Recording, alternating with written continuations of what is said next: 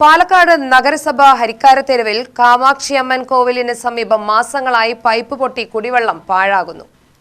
നിരവധി തവണ ശ്രദ്ധയിൽപ്പെടുത്തിയിട്ടും അധികൃതർ പരിഹാരം കാണാൻ ശ്രമിക്കുന്നില്ലെന്ന് BMS ജില്ലാ വൈസ് പ്രസിഡന്റ് ശിവദാസൻ കുറ്റപ്പെടുത്തി.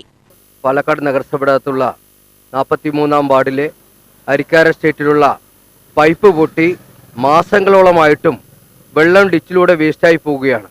അതുമായി ബന്ധപ്പെട്ട് വാട്ടർ അതോറിറ്റി AEനെ വിളിച്ചു, എക്സിക്യൂട്ടീവ് ഓഫീസറെ വിളിച്ചു, മുനിസിപ്പാലിറ്റി വരെ അറിയിച്ചിട്ടും നാളിതുവരെയായിട്ടും ഈ പൈപ്പ് വെള്ളം ലക്ഷക്കണക്കിന് ലിറ്റർ വെള്ളമാണ് ഡിച്ചിലൂടെ പോയിക്കൊണ്ടിരിക്കുന്നത്. ഇന്നുവരെയും പരിഹരിക്കപ്പെട്ടിട്ടില്ല.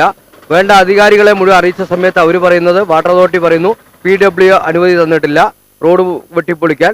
അങ്ങനെ ഓരോ കാരണങ്ങളും പറഞ്ഞുകൊണ്ട് ഈ ലക്ഷക്കണക്കിന് പാലക്കാട് ജില്ലയുടെ ചൂടും വെള്ളക്ഷാമം ഉണ്ടാകുന്ന സമയത്ത് പോലും ഓരോ ദിവസവും ലക്ഷക്കണക്കിന് ലിറ്റർ വെള്ളമാണ് വേസ്റ്റായി പോകുന്നത്. അതുകൊണ്ട് അടിയന്തരമായിട്ട് തന്നെ ഹരിക്കാര സ്ട്രീറ്റിലെ 43-ാം വാർഡിലെ പൈപ്പ് പൊട്ടിയ പ്രശ്നം പരിഹരിക്കണമെന്ന് ആവശ്യപ്പെട്ടുകൊണ്ട് അധികാരികളെ മുഴുവൻ ശ്രദ്ധയിൽപ്പെടുത്തിയിട്ടുണ്ട്. ഇല്ലാത്ത പക്ഷമായി ശക്തമായ സമരവുമായി ഭാരതീയ മുസ്ലിം മുന്നോട്ട് പോകുന്നതാണ് പറയുന്നത്. BJP ഭരിക്കുന്ന നഗരസഭയ്ക്കെതിരെയാണ് പോഷക സംഘടനയായ BMS പരാതിയുമായി രംഗത്തെത്തിയത്. അടിയന്തിരമായി കുടിവെള്ള സ്രോതസ് നന്നാക്കാത്ത പക്ഷം മലിനജലവുമായി മാർച്ച് നടത്തുമെന്ന് മുന്നറിയിപ്പ് നൽകി. ദിനംപ്രതി 10,000-കണക്കിന് ലിറ്റർ വെള്ളമാണ് നഷ്ടമാകുന്നത്. ഹരിക്കാരത്തെരുവിൽ അവിടെ ഒരു കുഴിയായിക്കൊണ്ടിരിക്കുകയാണ്. യാത്രക്കാർക്ക് അപകടം വരത്തക്ക രീതിയിലുള്ള കുഴിയായി കഴിഞ്ഞു. അതിൽ നിന്നാണ് നമ്മൾക്ക് ലക്ഷക്കണക്കിന് ലിറ്റർ വെള്ളം പോയിക്കൊണ്ടിരിക്കുന്നു.